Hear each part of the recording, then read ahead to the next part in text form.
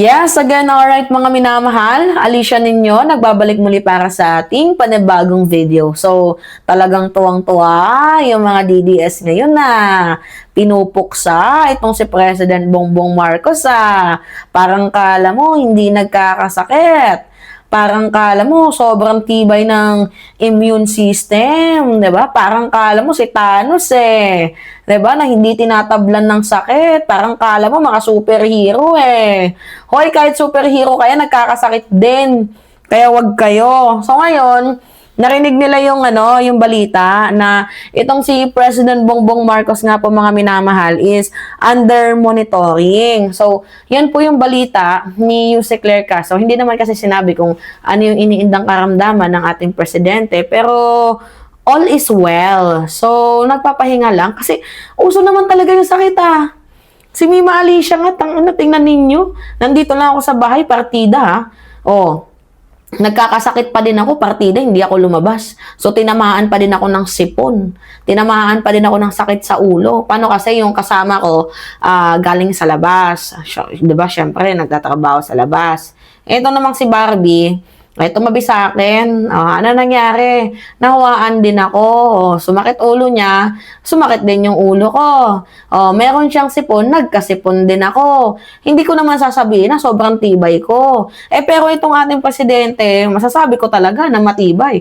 Nagtatrabaho kahit merong sakit. Tapos pinagtatawanan pa ninyo. Yan kasi yung yung mga nakakatuwang balita sa kanila kapag nagkakaroon na ng negative effect dito kay President Bongbong Marcos. Tapos gumagawa pa sila ng haka-haka na resulta na daw yan ng pagbabato or pagbabangag daw ni PBBM.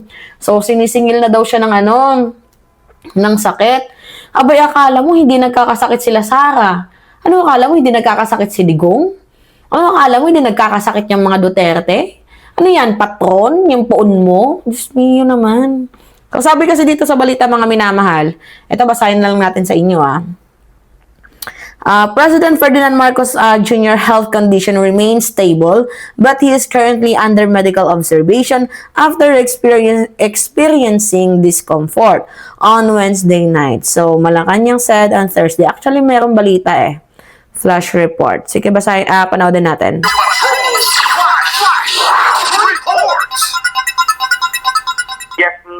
Inanunsyo ng Malacanang ngayong umaga na nagkasakit si Pangulong Ferdinand Marcos Jr. at isinailalim sa magdamag na medical observation. Sa nagpapatuloy na press briefing dito sa Palasyo, sinabi ni Communications Undersecretary Claire Castro na nakaranas ng discomfort ang Pangulo, bagamat hindi espesipikong tinukoy kung ano ang sanhi ng kanyang naramdamang sakit. Ayon sa Palasyo ay inabisuhan ang Pangulo na magpahinga at bantayan ang kanyang kalusugan hanggang sa tuluyang bumuti.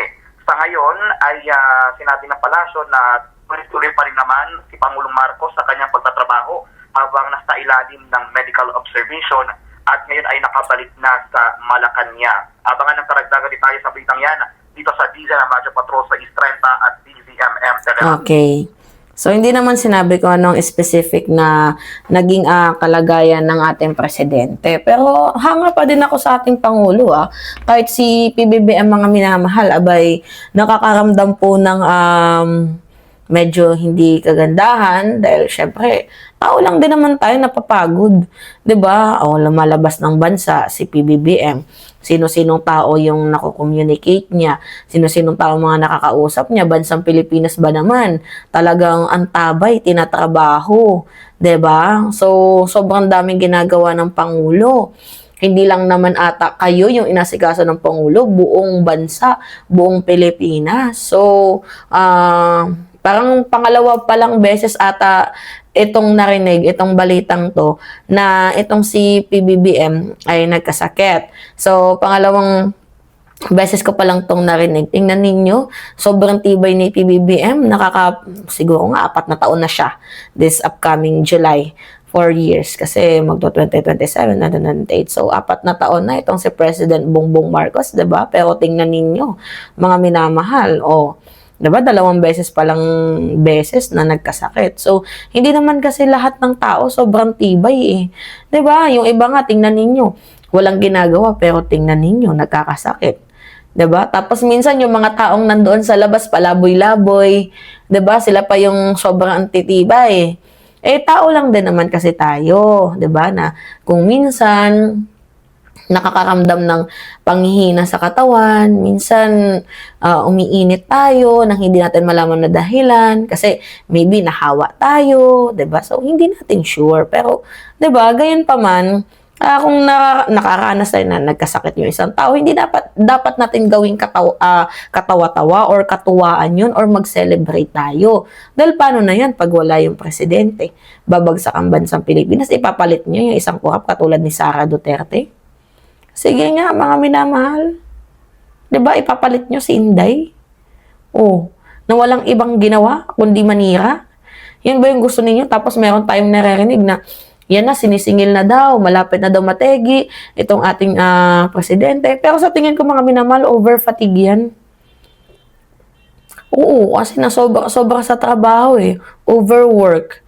Si PBBM nagtatrabaho kaya nagkakasakit. Si Sara Duterte hindi nagtatrabaho kaya walang sakit. Anyway, go to work Inday Sara Duterte para maranasan mong magkasakit.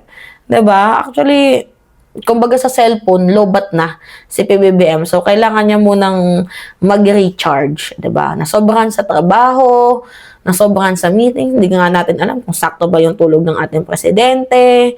'Di ba? Kaya dapat ipag-pray natin itong si PBBM. Madami pa nga nagsasabi na, ito Kara David, malapit nang matupad yung kahilingan mo, malapit nang mamatay si Bongbong. Diba kasi yung hiling ni Kara David, mamatay na daw yung mga kurap. Bakit kurap ba si PBBM? Diba? Sobrang dami ng physical attendance ni President.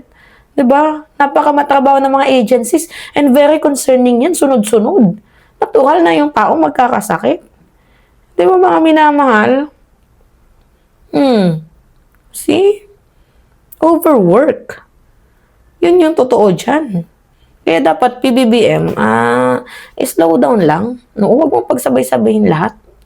Magagawa din natin yan. Huwag natin pagsabay-sabayin. Masakit sa ulo, 'di ba? Pero huwag natin pagsabay-sabayin kasi madaming problema. Ang bansang Pilipinas, hindi lang yan. So, ingatan mo yung health mo kasi dyan nakasalalay President Bongbong Marcos, yung future ng bansang Pilipinas. Kung wala ka, paano kami? 'Di ba? At saka sa mga tuwang-tuwa dyan, mga punyeta kayo. Sana hindi kayo magkasakit, ha?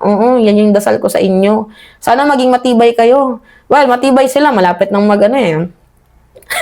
malapit nang mag-30 . May sweldo sila. Lumalakas yung tumitibay sila. Baka minamahal. Di ba? Malapit nang mag-30 kaya tumitibay itong mga hayop na to. Lumalakas sila, mga minamahal. Kasi malapit nang sumweldo. Anyway, yun po.